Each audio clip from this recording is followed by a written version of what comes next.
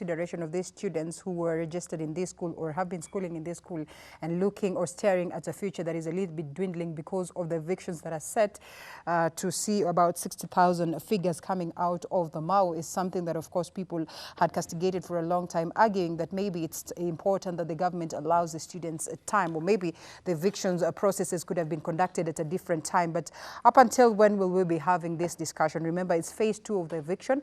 And like we were talking about this yesterday, we were saying that probably there will be phase 4 and phase 5 in the event that indeed the government does not make good its threat to evict some of these people at the Mau forest for the sake of conserving this Mau. Because then again, we know very well that it's one of the largest water towers in the country. And of course, facing the tough times that we are facing in terms of matters, water, I think it's very important that we come out to conserve this. Technically, we spoke about this in extension yesterday, taking a look at examples of the Amazon and all that. So you can always grab that discussion on our YouTube pages, that is on Ebru TV. But then it's also important that we continue with this discussion, because then it's ongoing. We get different sentiments from different people, because you never know how best we can get a solution out of the sentiments that are echoed out. So this morning, we have 2 gentlemen joining us, and it's great to have you this morning, and we say thank you so much. And we have Edgar Willie. Thank you so much for finding time to be here with us this morning, political analyst. And we have Kibera, political analyst. Good to have you once again. Thank you so much. Yes, and of course, we'd love to hear your sentiments on the Mau issue, because everyone is at least weighing in what they think about this. And now, probably the buck stops with the president, which shouldn't be the case. As it is, it looks like he has been thrown that, under the bus, as people would argue, because then there's that call that he should be the one who's addressing this. And we ask ourselves, how best can he address this, contrary to what probably the CS for Environment could have done, that is Keriako Tobiko. So we leave it for you people to tell us more on your thought on the Mau evictions and the fact that indeed, as a country, we need to come out there and conserve the Mau forest. We start off with you, Willie. Yes. Thank you very much for this opportunity. Thank you, Ebru TV, too, for having us. Yes. Environmental conservation is key, and we need to conserve our environment. We need to plant trees. We need to keep our forests. We need to have our water towers. We can't be encroaching on the forests. We can't be destroying trees. Right. We have to be. We have to have our environment intact, because it is part of our lives. Right. There is also land issue in this case, and there is also compensation. What is going? We have to see how people got that land, right, and how people are going to be evicted of that, out of that land. There is also the humane aspect of getting the people. But this is what I should say. If people took this land without due diligence, without following what should be followed, then they took it illegally, and someone should be jailed for that. The government should ensure that the people who maybe took the land illegally should be jailed, not evicted. If there is a wrong done somewhere, then let that wrong be corrected by the government in a way that is legal, not just chasing people out of Mau, just anyhowly. All right. You know, these lands that people own have title deeds, and the title deeds were issued by the government. And this same government is evicting people who have title deeds given out by the government. So a due process has to be done. And there's also another aspect of, there are 2 communities living around there. There's one community which wants the other community outside. And the person sitting at the top of the environmental ministry is of another community. So there has to be an arbiter who is not interested.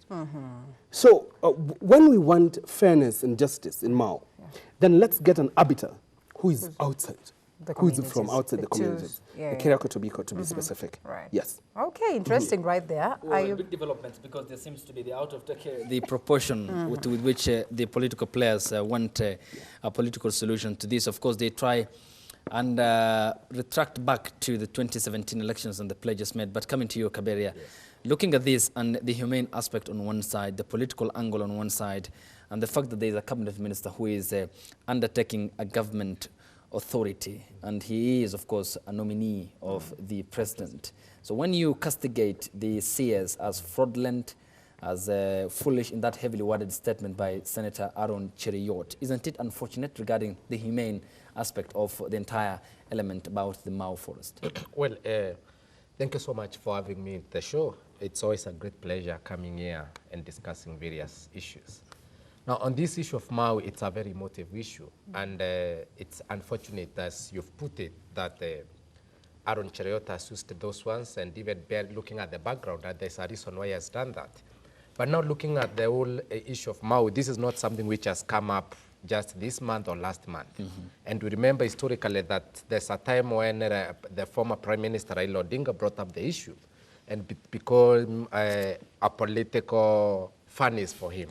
It became a very big problem which really almost costed his political career. So that's why you see most of the politicians are approaching it with a lot of cautiousness, with a lot of carefulness, whereby they are trying to show their people that government is on the other side and we're on this side.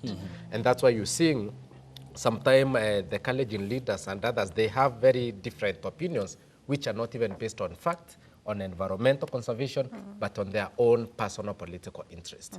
On the issue of Keriako Tobiko, we've seen a lot of leaders from the Maa community who have come now to really support. We even saw Senator Ledamo Lekina in defense of the CS. Defense of the CS.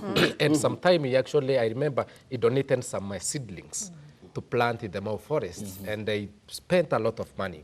And when you see the old leaders, the way they came up in a big delegation, issuing press conference, that shows that there is something very personal, very selfish, which really it's so much on this community as the other communities. Yes. Now the environmental aspect now even goes out of that. So it's good that the president being the unifying factor and being now the middle person in that saga should come in and look at various aspects. First of all, how was this land acquired? Yes. They have the title deeds. We have schools by the government. Yes. They were funded by the government. They have been built by the CDF. There have even been polling stations there, and people came to campaign in those areas. So was it not a forest by that time?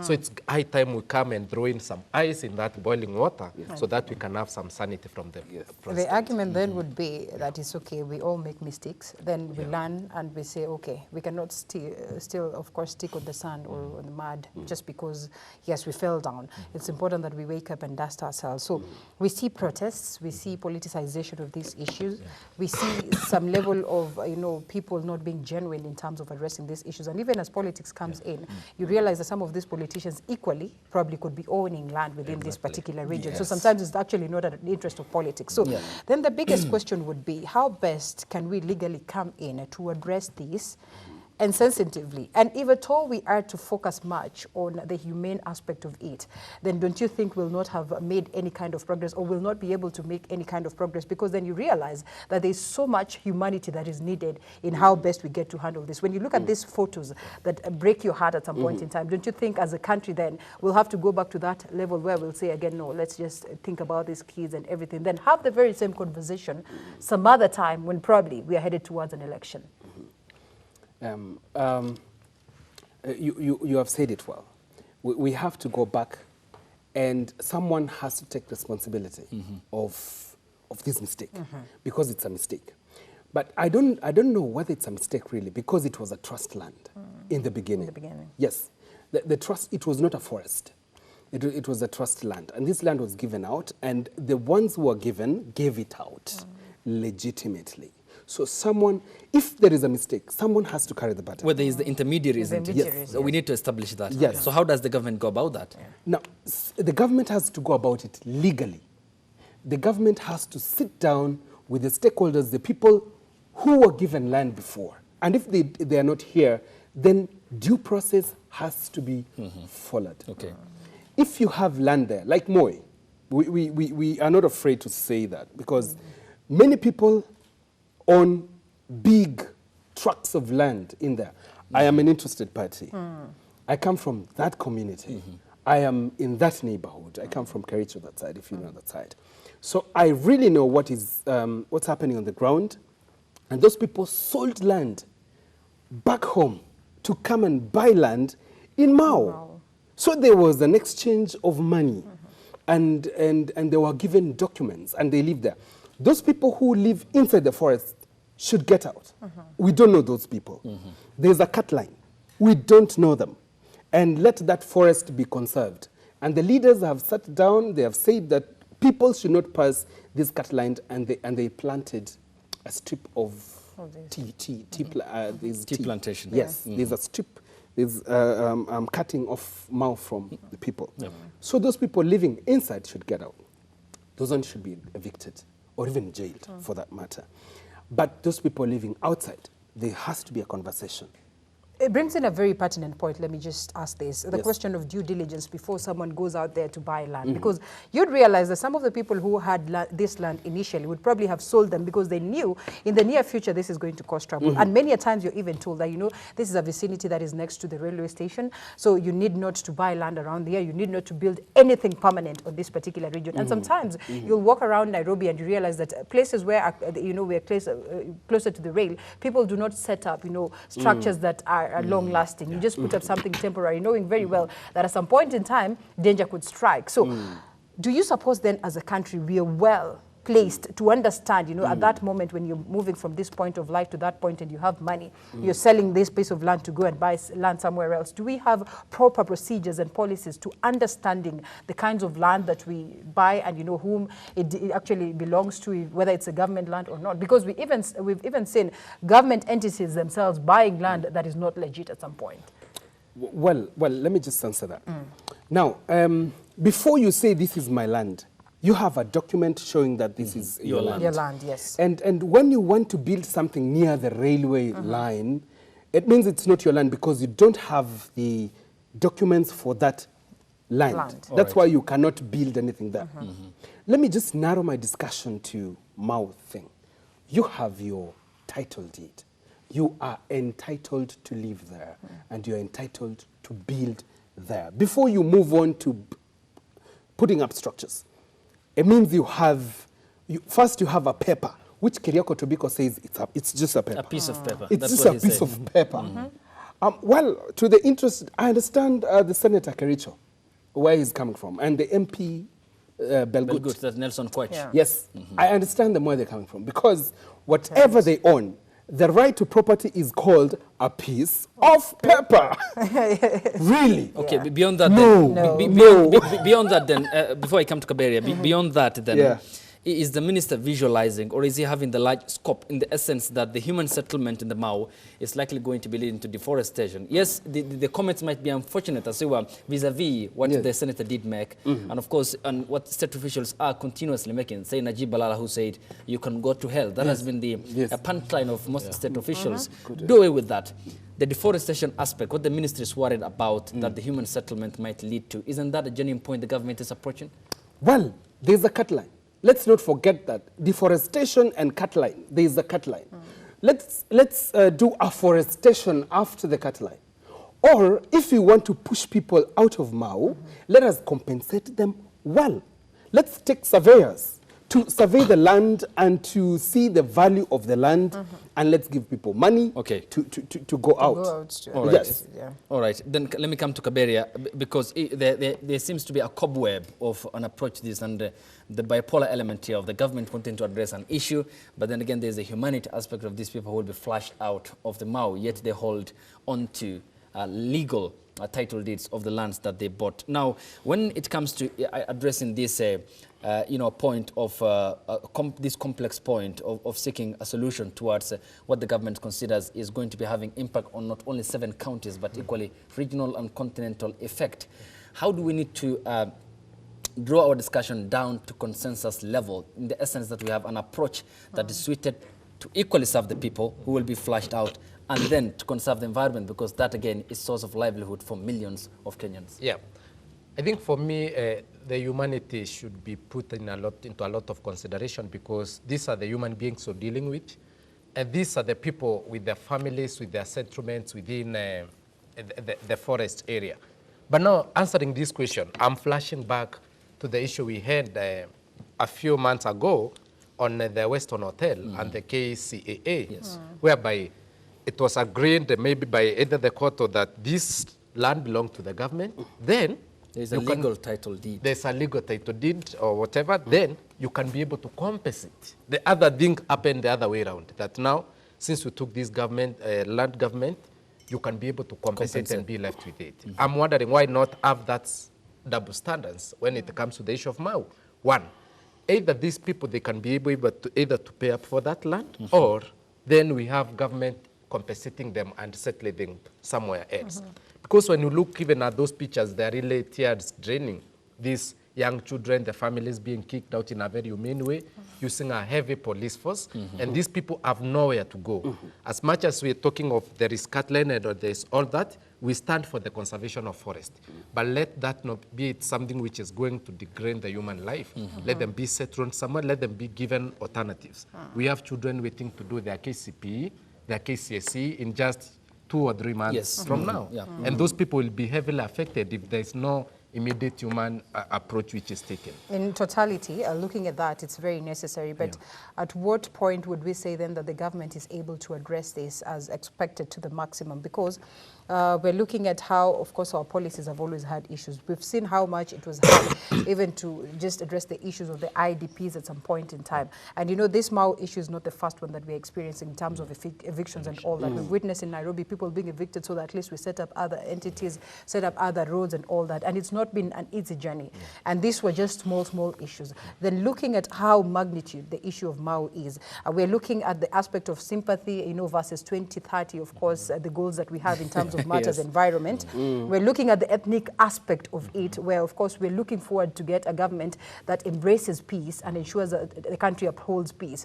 And that aspect of, you know, just looking at the narrative that has been put on ground that, you know what, this is a government that is against its people. So how best can we handle this sensitively, again, I ask, to a point whereby we'll successfully address the question of the Mau and will not see this discussion recurring again, where it, no, I mean, even if it's on the question of politics or based on what, and eventually get to conserve the Mau?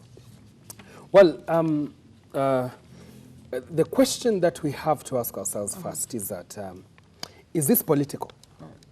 Is someone a political puppet? And who is the puppeteer? So after the Mau issue is won, who is going to win and who is going to lose?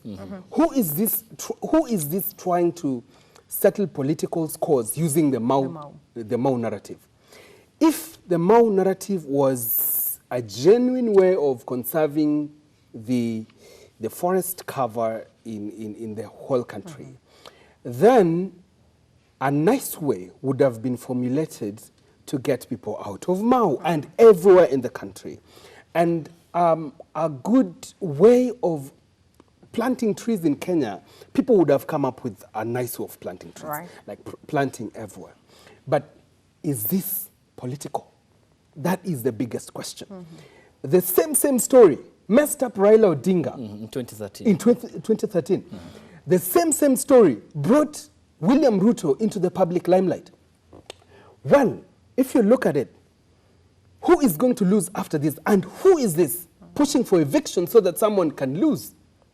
Playing and toying with people's lives for political gain. Let Kenyans stop this. Okay, you know. Then does that bring into the limelight, where you mentioned the Deputy President William Ruto, who has been silent on this matter, and the fact that the blame is upon the shoulders of the CS Keriako Tobiko at this moment, and the fact that the leaders want an answer from the President. How does it explain the political hypocrisy of the players who want a solution to the Mau issue, yet they're using the people as a card to perpetuate their political interest? As you briefly do that. When I mentioned that name, I knew that that will come up. Yeah. I was taking myself into a beach. Let me now get myself out. All right. I don't speak for William Ruto. All right. But I can look at things from my point of view. It's going to be my opinion. Now, briefly, Mau, because of time. Yes, Mau has been a battleground for political supremacy. And it might break Ruto or it might build Ruto. The political advices of the opponent should be very careful not to build this fellow. Because If Mao ends up building this fellow, then they are going to lose it. In playing politics, let them not play politics with the people. And in commenting about Mao, this is a small issue. William Ruto is the deputy president of the country. Why would you go to their community? Are there no leaders in the community? That's why you see senators and Emuru Adikiri MP and people being arrested. So this is a very small issue of a community, and this is the deputy president of a country. Okay, beyond that then, what's of legitimate ecological concern to environmentalists and lobby groups is the fact that if not well managed, this can lead to environmental catastrophe then, and that is a point that we do not want to reach as a country because the Mao serves a lot beyond the borders of Kenya.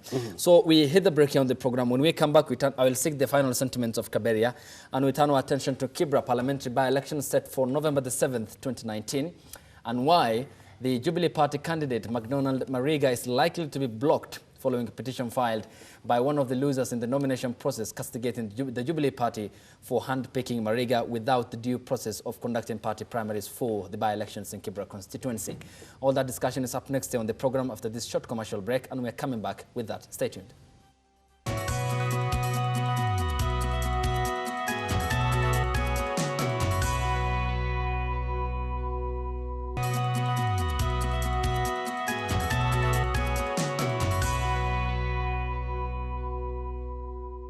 Thank you. Welcome back. You're watching the program. This is New Day Kenya, and we do cherish your contributions. Later we'll sample some of your feedback here on the program. Before we cross over to the political angle, that is, of course, in Kibera constituency, let me seek the final sentiments of Kibera regarding the Mao issue, which, of course, has been taken politically out of proportion. The president is silent on the matter. So is the DP, William Ruto, and Raila Odinga, probably learning the lessons of 2013. Then going forward from the environmental angle, the dependent millions of lives upon the Mao, the rivers, of course, that it does, that originate from the forest itself and the forest. Given this and the matter that we have at hand at the moment, can there be a way to unlock the opportunities available without making the political noise, without having name callings, to have a solution going forward for the purposes of conservation for future generations to also enjoy the importance of this, of course, forest in the Mao? Okay, thank you so much. I want to believe that there's always there is a consensus and a place whereby we can all meet in terms of the political aspect, the environmental aspect, and also the people aspect, in terms of the humanity and also considering the environmental conservation. And this is whereby we'll have to look at what is the whole intention of this in terms of environmental conservation. It's not an issue of Mao only. Forest cover does not touch, even if it's traversing through the 7 counties, that's not the sole thing which we have. So first thing which I would really love to recommend is let's increase the tree cover in not only in Mau, but also in other areas. Secondly, those people in the Mau, there's always a way of increasing, making sure that it's a peaceful coexistence, as well as we are achieving the three things. Why don't we have a situation whereby these people, as much as maybe they are settled there, if they are not compensated outside, they are able to plant the trees and then to have a proper policy and a proper framework whereby they are able even to patronize that forest so that there is no logging, there is no even destruction of the public resources and all the natural resources that is. And by that we'll have achieved the issue of forest cover even outside the Mau area and even in other places, because Mau is just one sample of various forests we have. We have even the Abede and others which are facing a lot of threats from deforestation. Yeah. Okay, Linda, you can take it up and our political angle then. All right, not to insult anyone, but just to pick the words of a few people who've argued that Mariga has the confidence of a fool, because you cannot just wake up, you do not live in Kibera, you do not vote in Kibera, you are not even a registered voter in the first place, and from nowhere, you know, you go to a party probably as people would have argued, maybe that in the first place he was not a Jubilee supporter, you know, or a member. Then boom, you're here, you want to lead these people, and you assume the people would be confident enough to go out there and vote you in the ballot. Of course, we're not trying to say that democratically he's not allowed to do that. But then, of course, when you're coming to the what is stipulated in the Constitution, then number one, you need to be a registered voter. We all go back to that time when, of course, Kathy Kilonzo was trying to seek this, and you know, at some point in time, with all the knowledge and with all the allegations that she was receiving from handling the presidential elections, you know, petitions, of course, very well.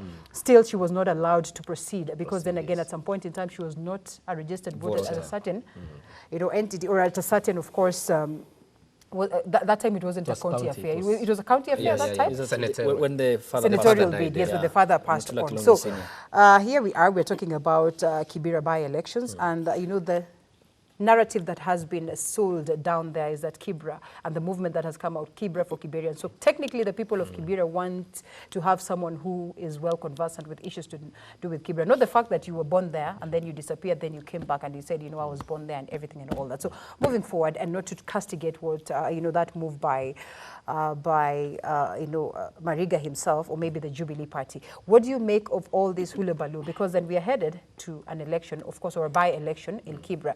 But then again, a lot of issues coming aboard. Is it an advantage to the ODM party when you see this playing out? Well, there's a lot of things to read from the Kibera by-election, especially when it comes to Mariga and the party nominations, and even how it was handpicked.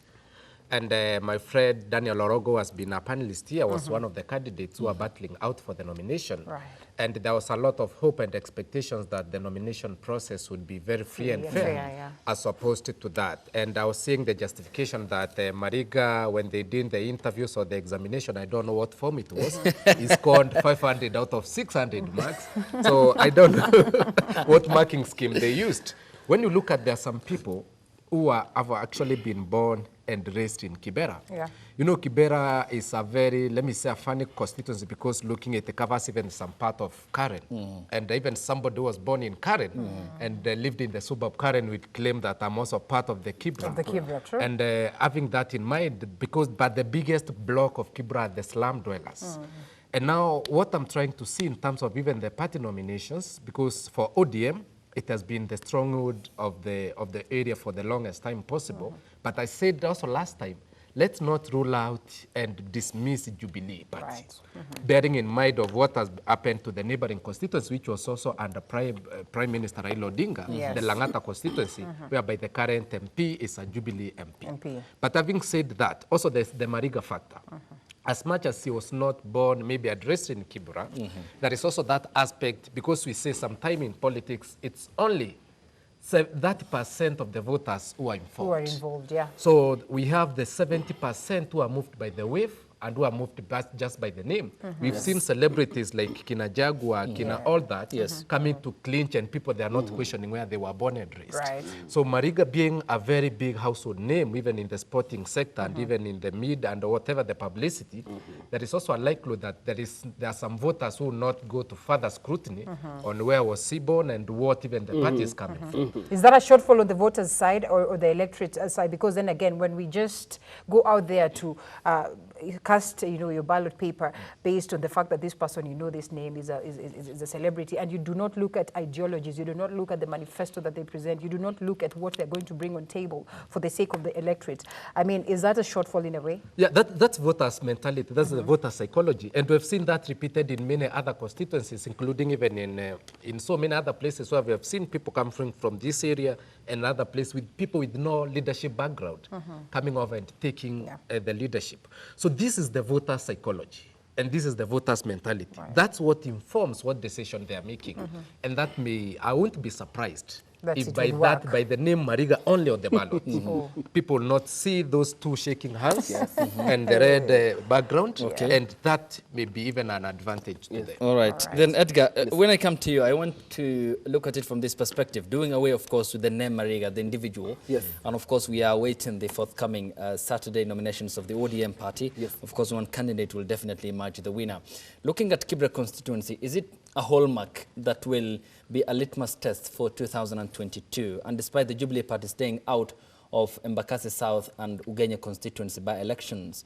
Is this the point with which the Jubilee Party defied all the odds and wants to win or scoop this seat in an ODM stronghold? Well, looking at the happenings of the by-elections that have been there a few months ago, the ODM contesting in Wajir, Wajir West, in Ugenya, and Embakasi South. And Ruto's hand was seen, just a hand. He was not there to campaign, but his hand. Now, these people have been arguing that now Kibera is a final battleground for this. Now, before I answer that, there is a lot of ethnicity in the country. Where's my brother? In fact, let me just put it bare. There is Luya factor and there is Luo factor in Kibera. Let me just say those names on air. Now, this Mariga person has split Kibera because he's Luya. There are people who will first see the Luya factor. Right. Not Mariga. Not Mariga. And Jubilee. And Jubilee. Because some people like Akina Khalwale were so excited. Right. Now we have our man in Kibera. Now, you have to look at first, and ODM is made up of the western side of the country. It enjoys support, of Yes, course. Kakamega, Sia, Vihiga. and Bungoma, the likes. Bungoma. Siaya. Yeah. Yes, right. Up to Kisii. Now, Mariga has come to split it, and he has taken the upper block of it. And Kibera, if you see the constituent, what constitutes the population of Kibera, there's Luya and there's Luo. The voter registration. Yes. There are many. So consider that one first. And do not undermine William Ruto, even if he is coming from another community. You never know what he's doing. And later you'll just be like, we saw his hand in this. Later. He show up in Kibera, is a start that his hand is in this, clearly? Yes. He indirectly spoke to that yesterday. Yes, indirectly. Yes. And he said, now choose a date. I will come and now discuss this. Discuss this. Now, don't dismiss him. People might dismiss him, but it's too early to dismiss him. A section of Jubilee leaders, equally not in support of Mariga, they say that, of course, it's the hand of the deputy president, so they will not support that, and they will help ODM campaign for its very own. Of course, we're talking about the likes of Commander and the likes of Korea. Yes. So how does it play then? An advantage to ODM? Commander, William. No. Let's not put them on the same plane. All right. Especially maybe Korea. All right. Maybe Korea. Okay. Maybe Korea. Okay. Let's see how it's going to play out. But I just want to caution ODM. This time round, they have gone for election nomination. Yes. Because they want to be fair, they don't want to be seen like they're handpicking. On the other side, Jubilee is handpicking. How does that undermine the internal democracy of the ruling Jubilee Party? It doesn't. The law gives them a right to pick. If you feel that you want to pick a candidate, there is a law that stipulates that you can proceed. And we've seen such occurrences before anyway. And they might win in court. Might. I don't know how. I don't know whose hand is there in trying to scuttle Mariga. But let's see how it's going to play out on Saturday. But let them pick a person who will run ODM very well. Okay. But Mariga coming from outside and running in Kibera, for now it's kind of a non-issue. Okay. All right. Kind of. I think we need to cross over to an altogether different discussion that, of course, drags in Sonko. Remember yesterday, part of the panel sort of argued that in the event that Sonko equally decides to support Mariga, being a figure of Jubilee, also it's going to be an upper hand, because then again, equally, you cannot wish away the kind of support that Sonko enjoys in Nairobi. And speaking of which, we now want to loop him and, of course, introduce this particular topic. But upon the grilling, 9 proper hours of grilling, which he says only 2 hours were for the grilling, and a couple of others were for other things in there. So what do you make? I mean, just get to introduce us to this particular different and of course, the county chief executive was yesterday before the Ethics and Anti-Corruption Commission officials at the Integrity Center, the headquarters here in Nairobi. And Kibera, I'll come to you because there has been no substantive deputy governor since January 2018. And here comes issues regarding the procurement process of the tenders, regarding the Environment Committee of the Nairobi County Assembly. Looking at Sonko, the person, the manager of Nairobi County, and the fact that there are shortcomings of his administration when it comes to Nairobi failing to issue lessons from the top in terms of the other counties to epitomize. And then we have all these allegations on the shoulders of the former chief executive officer, that is Evans Kidero. Has 047 literally been in a perfect position to offer lessons of devolution when it comes to, of course, consideration of the fact that it also houses the international corporations headquarters, including the United Nations? Well, Nairobi County is the center of the Kenyan economy in so many aspects, even looking at administratively, whereby it houses, it's the capital city of the country, and it houses so many state institutions and headquarters, bearing in mind also the State House and the office of the president. In Nairobi. So this Parliament. is a very sensitive county that need a lot of sensitivity in handling all aspects of it. But not looking at Sonko as a person, there is a style of leadership which is so unique with Sonko that you can't see in any other county.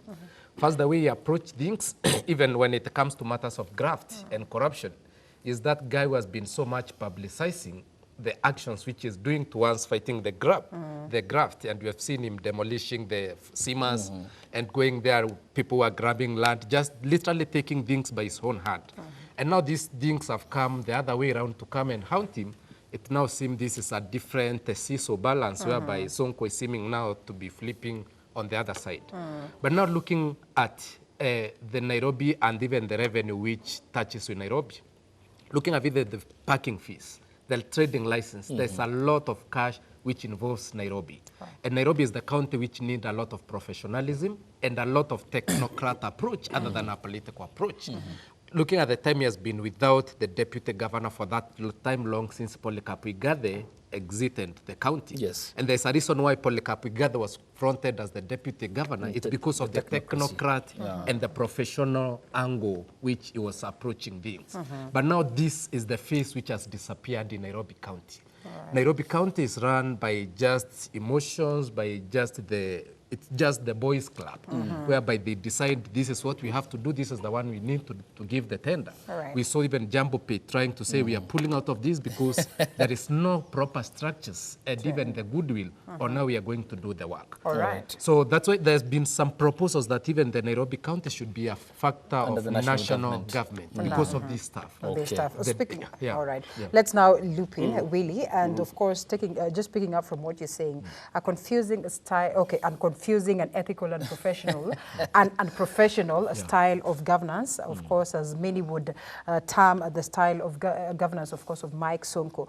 Does it then come out to outline the gap that we witness in the Constitution? Because remember, he's been presented, of course, in Parliament at some point in time, and, you know, he argued himself out and, you know, successfully was able to challenge some of these, you know, members of the committee. Because then again, he says that, you know, constitutionally, while you're telling me that, of course, you don't have a deputy, you're not running it in the right way. I mean, there's nowhere that the Constitution holds me or maybe handcuffs me. So in this case, does it cite the gaps and the loopholes that we have within the Constitution in terms of devolution and how we can address, of course, that level of governance at the county?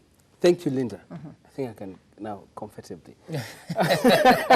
Now, well, I was so worried about Sonko when he was coming in because of his manner of life. Yes. His culture. Yes. The East Lando style of life. That almost cost him, of course, again. But he has managed. He has. Sonko has played his politics very well. I can call him a master of... he's a spin doctor. Yeah, he managed to turn around Pumwani, called it Sonko. He managed to bring in many things. Thank you, Rose Costume, which brings a confusion on this environment issue also. The planting of the what? The beautification of the highways. Beautification of the highways. And he was able to come out of that even when he was before the Senate Committee. Senate Committee. Sonko, according to me, has done well. really? Yeah, he's floating. So I can he's say likely he's, to get a second There's some one, sense yeah? of buoyancy. Yes. yeah, he's floating. And I can say that he's been able to play with the psychology of people or constitutional gaps, the way you were saying, successfully. And the issues about the procurement, these are just the minor issues that came out All right. because of the few gaps that are there. But if there was a deputy governor, nothing better would happen, because usually deputy governors are puppets of the governors. Okay. The governors hold the trigger in the county, and those are just flower girls. And You they would mean tell the you deputy- that. you mean They the would tell you deputy? that for sure. Those are just, I mean, you know, when you are running for governor, you will negotiate with your deputy of how you're going to run the government. You Because, do not outshine me when you come yeah, in. because you have to have some budget. All right. And like, yes. So these queries that are being raised would not have been any better if we had a deputy governor. Okay. Yes. Okay. So you feel the vacuum is Well, it's also inconsequential. significant? Okay. Yeah. Okay. Interesting view right there. Edgar Willie Koskei, political analyst in Kibera, Barrio. Thank you for your sentiments, of course, because of time. We can't go beyond that point, but we do appreciate your time and presence on the program. And we hit the break here as we see of the two gentlemen and come back with a different discussion totally around, of course, the Social issues life. of divorce and separation. We'll be talking to a family therapist and marriage counselor after this short commercial break here on the program. Stay tuned.